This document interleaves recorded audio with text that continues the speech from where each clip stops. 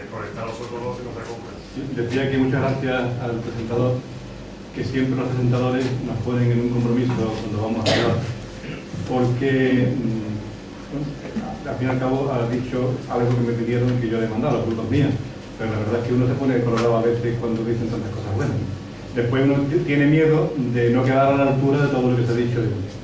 Entonces, muchas gracias al presentador, muchas gracias al centro, al Ateneo Andaluz, que me permite estar aquí con ustedes, y a todos ustedes que de verdad les digo, llegar a un sitio a hablar de un libro y encontrárselo lleno, la verdad es que a uno le da mucho ánimo. Tal como está la cosa y tal como está la venta del libro, hombre, yo también me quiero hacer rico con la venta del libro, algún día, si Dios quiere. Vamos a hablar de la historia de Andalucía para jóvenes, fundamentalmente, lo que significa hablar de historia de Andalucía. Si el libro se llama así, no es porque sea exclusivamente para jóvenes, antes me lo preguntaban, sino porque si un libro es fácilmente comprendido por un chaval o una chavala, si es fácilmente comprendido por una persona de 16 años, lógicamente también va a ser comprendido fácilmente por una persona de 40. De lo que se trata es de introducir con datos, con historia, con realidad, con la verdad hasta donde la hemos podido descubrir, pero explicado de una forma lo suficientemente amena como para que quien lo lea siga leyendo y llegue al final, y si es posible que llegue al final en poco tiempo. Esa es la filosofía del libro del que estamos hablando.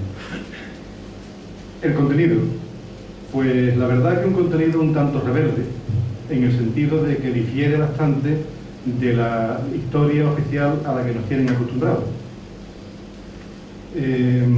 La historia que nos han contado es una historia llena de inventos, una historia que podemos calificarla de absolutamente falsa. Y no me voy a andar con rodeos, no me he andado con rodeos, una historia absolutamente falsa. Como ejemplo, puedo decir que la historia de España que conocemos en este momento está basada en una que mandó escribir un rey analfabeto, rey de León, que se llamaba Alfonso III, y que él se hizo llamar el Magno, y no era ningún comercio. La historia tiene una serie de inconvenientes. Se dice, en primer lugar, que la historia la escriben los vencedores, lo cual es cierto. Con lo cual los vencedores siempre la ponen para justificar lo que han hecho. Y hay ejemplos muy recientes. Estados Unidos jamás ha dicho que atacaba a Irak para quedarse con los pozos de petróleo. Ha dicho que iba allí para salvar al pueblo iraquí. Ahora estamos viendo lo bien salvado que los han salvado. Si eso ocurre en este momento, y muchos nos lo creemos, y contar lo que pasó hace 3.000 años, pues es mucho más problemático.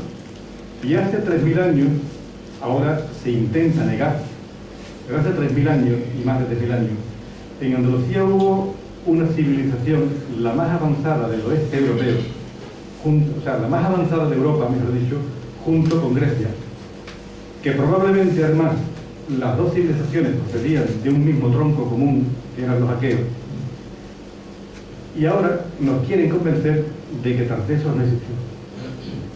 Ahora viene la segunda parte de lo que decía antes, los dos grandes problemas.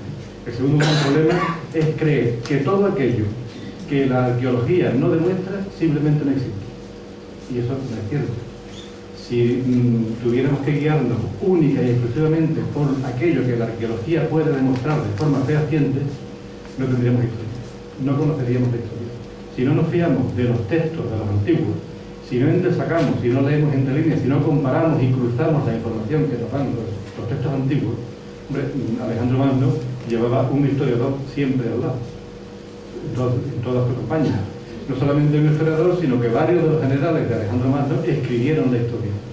Gracias a eso hubo un señor, un tal Arriano, en el Imperio Bizantino, que pudo recoger los textos escritos por los originales, es decir, entre ellos por el propio Ptolomeo, que era amigo personal de Alejandro, además de general, y pudo reescribir la historia de Grecia y la historia del Imperio de Alejandro.